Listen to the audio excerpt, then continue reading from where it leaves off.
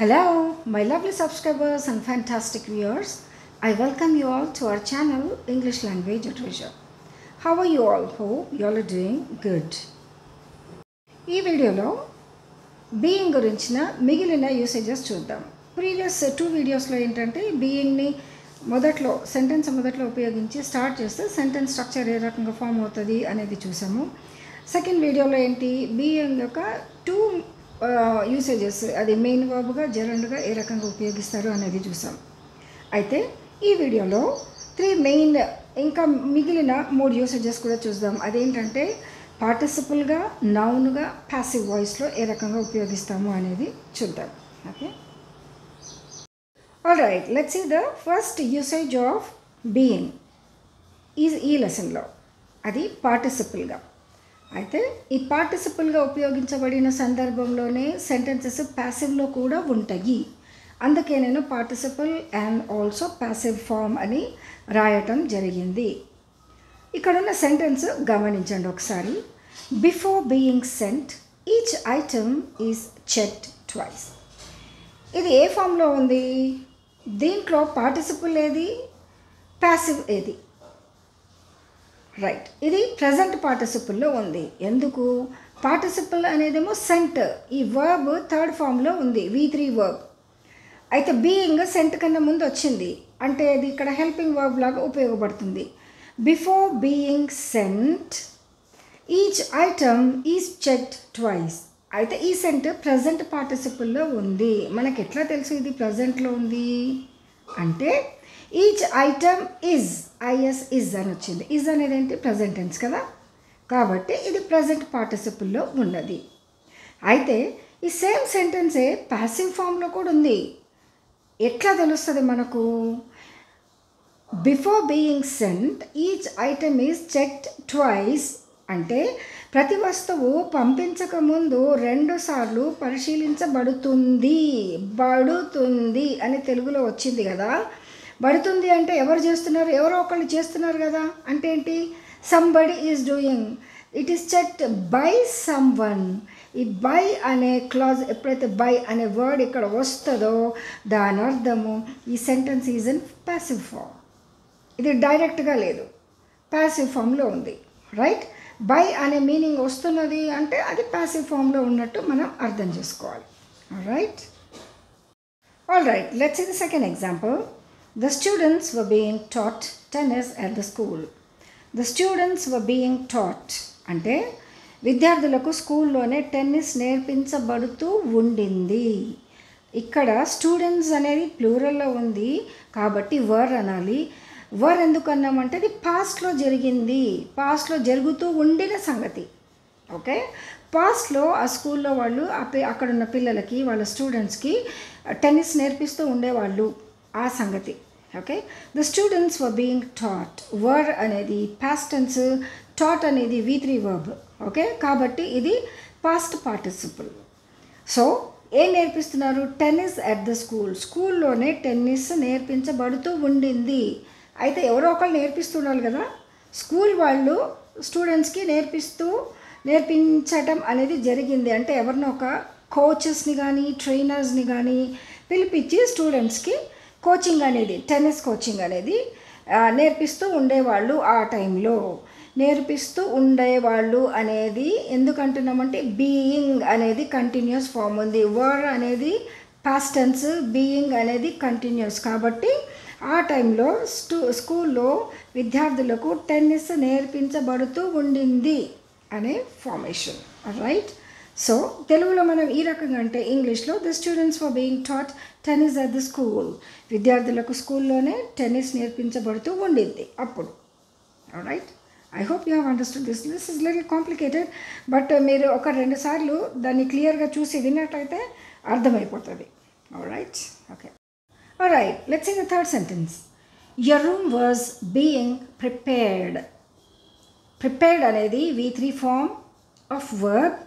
Was అనేది past tense కాబట్టి ఇది కూడా పాస్ట్ పార్టిసిపుల్లో ఉంది అండ్ ఇది కూడా ప్యాసివ్లో ఉంది. ఎందుకు? Your room was being prepared. నీ గది సిద్ధం చేయబడింది. ఎవరి ద్వారా? ఒకరి ద్వారా చేయబడింది. యాక్టివ్లో అయితే నీ రూము సిద్ధం చేశాను అంటాం. నేనే చేశానంటే అది యాక్టివ్. సిద్ధం చేయబడింది అంటే ఎవరో ఒకళ్ళ ద్వారా చేయబడింది అని అర్థం. కాబట్టి ఇది పాస్ట్ పార్టిసిపుల్లో ఉన్నది. Let's see the next sentence. We are being followed. We are being followed. మేము వెంబడించబడుతున్నాము అంటే అది ఇప్పుడు జరుగుతుందన్నమాట. అంటే ఇది ప్రజెంట్లో ఉంది. ఎందుకు? వి తర్వాత ఆర్ వచ్చింది. ఆర్ అంటే present tense. Being followed. Followed అనేది V3 వర్బ్. అంటే మేము వెంబడించబడుతున్నాము అంటే మేము వెళ్తూ ఉన్నాం, ఎవరో ఒకళ్ళు మమ్మల్ని వెనకాల నుంచి ఫాలో చేస్తున్నారు అంటే మమ్మల్ని వెంబడిస్తున్నారు. ఎవరో వెంబడిస్తున్నారు. వెంబడించబడుతున్నాము. మేము ఎవరి ద్వారానో వెంబడించబడుతున్నాము. Right. So we are being followed అనేది present participle and at the same time it is in the passive form. Alright, let's see the next usage. Being as a noun అంటే పేరులాగా. If you see the example, human beings are the unique creatures in the nature. ప్రకృతిలో మనుషులు చాలా విశిష్టమైన వారు. ఇక్కడ ప్రకృతిలో అంటే నేచర్లో ఎవరు?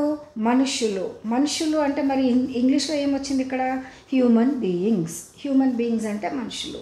అయితే హ్యూమన్ బీయింగ్స్ దీన్ని హ్యూమన్ బీయింగ్స్ అని ఇంగ్లీష్లో ఎందుకు అంటామంటే బీయింగ్స్ తర్వాత వచ్చింది వర్బ్, ప్రజెంట్ టెన్స్, ప్లూరల్ ఫామ్లో ఉంది. ఆర్ అని వచ్చింది. ఆర్ అనేది వర్బ్. ఓకే. వర్బ్ ఎప్పుడు వస్తుంది? ఏదైనా ఒక సబ్జెక్ట్ ఆర్ నౌన్కు ముందే వస్తుంది, తర్వాత వస్తుంది. సో ఇక్కడ హ్యూమన్ బీయింగ్స్ అనేది noun. Human beings are the unique creatures in the nature. ప్రకృతిలో మనుషులు చాలా విశిష్టమైన వారు. విశిష్టత అంటే ఏంటి? అపూర్వమైన, ప్రత్యేకమైన, విచిత్రమైన అని అర్థం. రైట్. సో హ్యూమన్ బీయింగ్స్ అనేది నౌన్ ఫామ్గా మారింది ఈ సెంటెన్స్లో. Right. Alright, let's see the second example. Scientists say there are no other beings in the universe. Scientists say there are no other beings in the universe.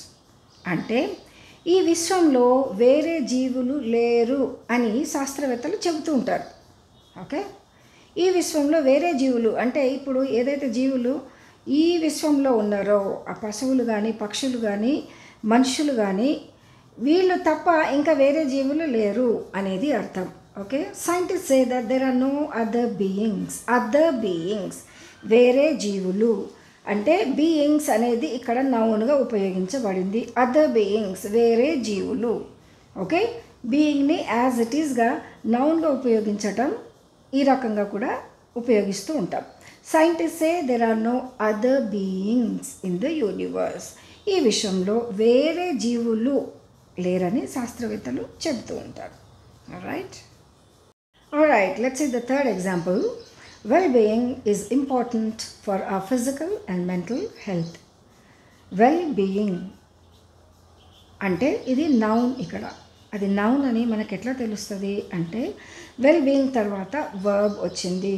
అది is, present tense. Is అనేది present tense. Okay.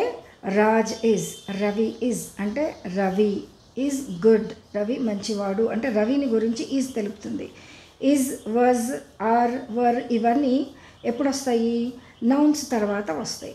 So ఇక్కడ well being is అంటే క్షేమంగా ఉండటం అనేది అన్నమాట అర్థం. Actually is అంటే క్షేమంగా ఉండటం అనేది భౌతిక మరియు మానసిక ఆరోగ్యానికి చాలా ప్రాముఖ్యం. Well being is important for our physical and mental health. Okay. Alright, till now we have seen the other three usages of being in different situations. Present and past participle, a noun and passive form. Okay? So, ఈ మూడు ఫార్మ్స్లో ఏ రకంగా బీయింగ్ని ఉపయోగిస్తాము అనేది చూసాం. So being forms మొత్తము ఒక 5-6 forms ఉన్నవి. అవన్నీ ఈ 3 వీడియోస్లో చెప్పటం అనేది జరిగింది. I hope you have really understood the concept and the content. If you really did so, kindly like, share, and most importantly, subscribe. Thanks for watching. Take care. Bye-bye. I'll see you in my next video. Till then, have a great time.